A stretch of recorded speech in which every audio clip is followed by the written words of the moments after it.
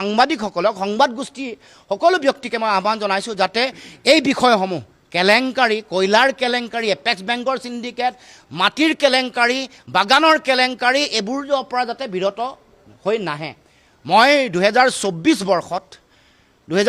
বৰ্ষত কয়লা কেলেংকাৰী সম্পৰ্কত মই 4খন সংবাদ মেল কৰিছিলোঁ, কিন্তু বহু সংবাদ গোষ্ঠীক তেওঁলোকে চৰকাৰে বাধা দিলে বাতৰি পৰিৱেশন। মই তথ্য সহকাৰে কোনে কৰে এই কেলেংকাৰী চিণ্ডিকেট কোনে চলায়, কিমান টকা সংগ্ৰহ কৰে, সংগ্ৰহ কৰা মানুহ কোন কোন চেত্ৰী থাপা বা কোন কোন আছে, নাম সহ ক'ত কয় কিমান পইচা আহে একেবাৰে পুংখানুপুংখভাৱে ভিডিঅ' আৰু ফটো দেখুৱাই মই সংবাদমেল আয়োজন কৰিছিলোঁ, কিন্তু মালিকসকলক হেঁচা দিলে।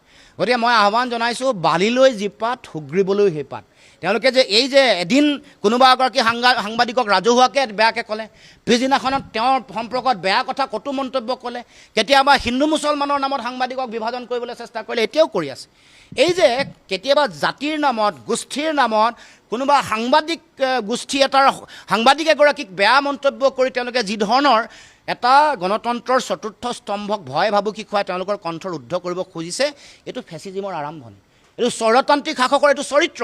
ইয়াক বাধা দিব লাগিব, ৰোধ কৰিব লাগিব। আনকি বিধানসভাৰ মজিয়াত এটা সংবাদ গোষ্ঠী, দুটা সংবাদ গোষ্ঠীৰ মালিক আৰু সম্পাদকসকলকো মুখ্যমন্ত্ৰীয়ে খুদ বেয়াকৈ কৈছে, বা যিটো অধিকাৰ নাই, বিশেষাধিকাৰ তেওঁ ভংগ কৰিছে।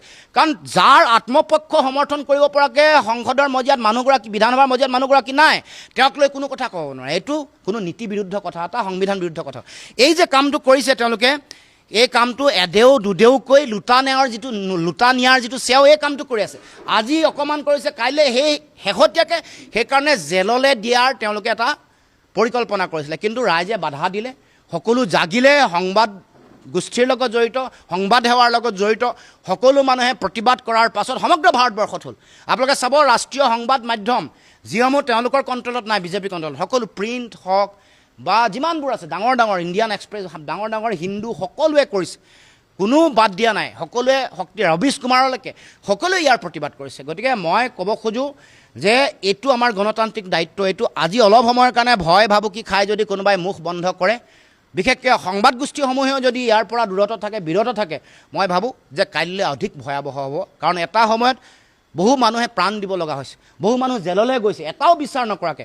গতিকে মই সকলোকে আহ্বান জনাইছোঁ, সাংবাদিক বন্ধুসকল, সম্পাদকসকল, আমাৰ বুদ্ধিজীৱী, জাতীয় জনগোষ্ঠীয় দল সংগঠনসমূহ, আনকি জাতীয় অনুষ্ঠানসমূহকো কৈছোঁ যে অন্যায় যেতিয়া হয় মাত মাতিবলৈ আপোনালোকে আৰম্ভ কৰক। আমাৰ বিৰোধী ৰাজনৈতিক দলৰো আৰু বহুত দায়িত্ব আছে। আমি একতাৰে এনেকুৱা অন্যায়ৰ বিৰুদ্ধে মাত মাতিব লাগিব, নহ'লে দেশত গণতন্ত্ৰ নাথাকে। এনেকুৱা স্বেচ্ছাচাৰ অন্যায় ফেচিবাদ অসমত আৰম্ভ হৈছে আৰু শক্তিশালী ৰূপত হ'ব। গতিকে পৰৱৰ্তী দিনসমূহত এনেকুৱা কাণ্ড যাতে কৰিব নোৱাৰে, আমি সকলোৱে একেলগে কাম কৰোঁ আহক।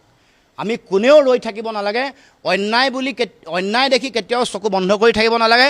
ভয় ভাবুকি দিয়াৰ ফলত পিছতো আমাৰ যাতে সংবাদ গোষ্ঠীৰ যিসকল মালিক আছে, যিসকল সম্পাদক আছে, তেওঁলোকেও শক্তিশালীভাৱে যাতে আৱাজ উঠায়, তাৰ কাৰণে মই সকলোকে আহ্বান জনাইছোঁ।